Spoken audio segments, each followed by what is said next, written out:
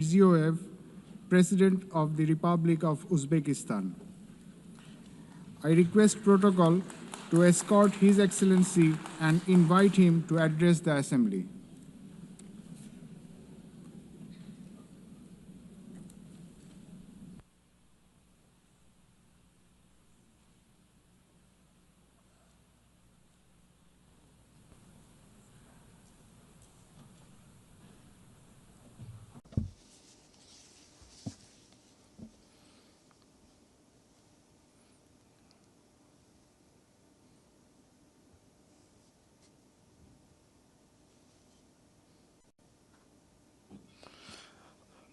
Distinguished Madam President, distinguished Secretary General, heads of delegations, ladies and gentlemen. I am truly delighted to extend my congratulations to you with the 80th anniversary session of the United Nations General Assembly. Our meeting today is taking place in a complex, rapidly changing global situation that calls for new approaches to the work of our organization and its future. Today, across the world, the role and place of international institutions are weakening. Confrontations, conflicts, and wars are intensifying. Technological and social inequality is increasing. An economic and humanitarian crisis are deepening. All of this is creating an entirely new and unsettling geopolitical reality. We highly commend the efforts of His Excellency Secretary General Antonio Guterres aimed at maintaining our organization as a main platform for the peaceful resolution of the most difficult and pressing global issues. In this regard, we fully support the UNAT initiative and reaffirm our strong commitment to the Pact for the Future. We support the transformation of the United Nations Security Council and the expansion of its membership in order to effectively address current threats and challenges and protect the interests of the developing countries. Distinguished participants of the session, we are pursuing a policy to build a democratic, law-governed, social, and secular new Uzbekistan in full alignment with the Sustainable Development Goals. To this end, we are consistently continuing our irreversible reforms. Our top priority goal is to fundamentally transform the lives of each and every family and citizen in our country to enhance human dignity and well-being. In recent years, we have managed to reduce the poverty rate in Uzbekistan from 35% to 6.6%. We have achieved this result primarily through the transformation of the education and science sector, establishment of innovative industries and high-tech manufacturing enterprises,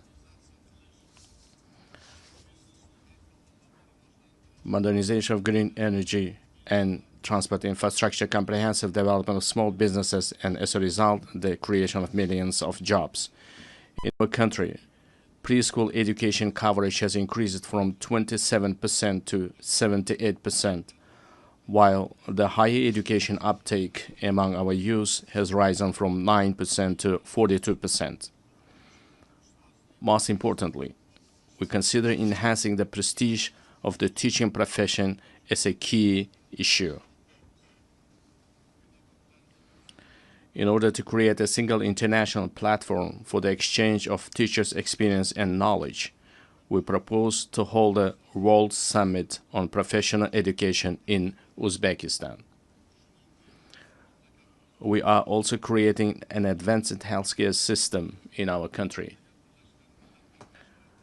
We invite all our foreign partners to participate in a high-level event dedicated to the fight against childhood cancer and other serious diseases, which will be held tomorrow at our initiative at the United Nations headquarters. Another important area is gender policy. We aim to further strengthen the role of women in social, political, and business life of our country. We advocate for holding the Asian Women's Forum on a regular basis in our region, turning it into a permanent platform. I would like to emphasize once again, we remain committed to our obligations in achieving the Sustainable Development Goals. By the year 2030, we intend to join the ranks of upper middle income countries. To this end, we will consistently continue our open and pragmatic policy. Ladies and gentlemen, 8 years ago, from this esteemed podium, we declared our firm determination to transform Central Asia into a region of peace, good neighborliness, and partnership. Today, we can confidently declare that we have achieved this strategic goal. The era of closed borders, unresolved disputes, and conflicts is in the past. In recent years, the volume of mutual trade, investments, and transportation of goods in our region has increased fivefold. We are implementing joint investment funds, cross-border trade, and industrial cooperation zones, and major infrastructure projects. We also recognize as a common achievement that the consultative meeting of the heads of the state of Central Asia have become an effective mechanism for deepening regional integration. I can confidently affirm that as of now, we are at the beginning stage of the forming a new Central Asia. Our region, thanks to its unity, stability, and distinct identity, is steadily securing a stronger position in the system of international relations as an independent actor. In order to achieve our goals, we intend to give top priority to expanding mutually beneficial ties with all our foreign partners. In this regard, together with UN structures, we propose to implement a number of new projects and programs in our region. In particular, we propose holding an international forum under the auspices of ECOSOC and UNCTAD, dedicated to the economic development of the Central Asian states, establishing a regional hub for green technologies in industry jointly with UNIDO, adopting program on the rational use of water resources, the creation of green spaces, and the achievement of demographic resilience in our region.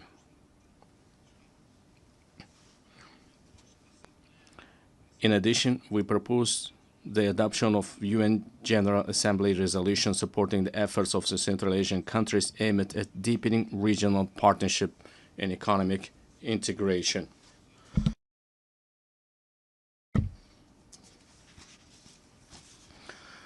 Distinguished heads of delegations, speaking about global and regional security and sustainable development, it is impossible to overlook the issue of Afghanistan. Supporting the aspirations of Afghan people for a peaceful and stable life requires the united efforts of the international community. I would like to emphasize that it is of utmost importance to prevent this country's isolation. We intend to implement large-scale economic and infrastructure projects in that country. We propose to adopt a dedicated UN resolution on the development of transport and energy corridors of international significance through the territory of Afghanistan. At the same time, we cannot turn a blind eye to the deeply worsening humanitarian crisis in the Gaza Strip. We call for an immediate cessation of hostility and the continuation of political negotiations. In line with the UN resolutions, we remain steadfast supporters of the two-state solution principle. We are also deeply concerned by the situation around Ukraine. We welcome the start of the high-level dialogue aimed at resolving the crisis through diplomatic means. Distinguished participants of the event, effective measures are being undertaken to implement the global counterterrorism strategy in Central Asia. In cooperation with the UN Office of Counterterrorism, a regional council on rehabilitation and reintegration was established. We propose to transform this council into an international competence center. This very body will serve as an important platform for exchanging experiences on adapting to peaceful life for those repatriated from conflict zones. Furthermore, we stand ready to provide all the necessary conditions for the establishment of the Regional Office of Counterterrorism in Uzbekistan. Dear ladies and gentlemen, in today's world full of threats, we are witnessing how vulnerable the global transport system is. These challenges primarily have a negative impact on the stability of landlocked developing countries. It is of utmost importance to ensure the security of international transit corridors and to establish efficient logistics networks. In this regard, we believe the time has come to introduce a global mechanism on strengthening transport connectivity to achieve sustainable development goals. I would also like to draw special attention to the increasingly acute challenges of climate change. For instance, the consequences of the RLC desiccation must remain at the constant focus of the international community. We are consistently continuing our work to restore the RLC ecosystem. In recent years, salt-tolerant desert plants have been planted on 2 million hectares of the dried seabed of RLC. By the year 2030, green cover will be created on 80% of this area. Another serious issue is the water scarcity. As of now, more than 2 billion people in the world do not have access to clean drinking water. We are planning to hold a World Forum on water saving in our country. The outcomes of this conference are expected to recognize the water crisis as a serious threat to sustainable development. We intend to adopt a special roadmap for the wide introduction of innovation technologies in a global level. Another adverse consequence of climate change is the intensifying trend of climate migration. Unfortunately, clear international mechanisms and the legal framework in this direction have not yet been created. We advocate for the adoption of the Global Pact for a broad international partnership and coordinated policy on this serious issue. Dear participants of the meeting, it is of great importance to prevent inequalities in digital development and the use of artificial intelligence between countries. We propose to create an international cooperation mechanism aimed at the gratis exchange of practical solutions and models of artificial intelligence in healthcare, education, and culture.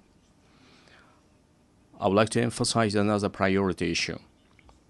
Our future, the destiny, and the prosperity of the world are in the hands of the younger generation. It is our urgent task to instill in the hearts and minds of our sons and daughters the most noble ideas, such as peace, humanism, and friendship, mutual trust, and respect. In this regard, we put forward the proposal to establish the World Youth Movement for Peace and to locate its headquarters in Uzbekistan. We are consistently implementing a policy of tolerance in our society. At the same time, we will actively continue our efforts to deeply study the ideas of Islamic enlightenment and promote them to the world. In the coming months, we will open the Center of Islamic Civilization, which is unique for our wider region. We intend to hold a special presentation at the United Nations of the rich spiritual and scientific heritage of our great ancestors, thinkers and scholars such as Imam Bukhari, Imam Tirmizi, and Imam Maturidi. Dear ladies and gentlemen, the new Uzbekistan is a supporter of mutual solidarity, open dialogue, and close partnership with all countries. We are always ready to contribute to strengthening dialogue among peoples, cultures, and civilizations, and to achieving universal human goals. I thank you very much for your attention. On behalf of the Assembly, I wish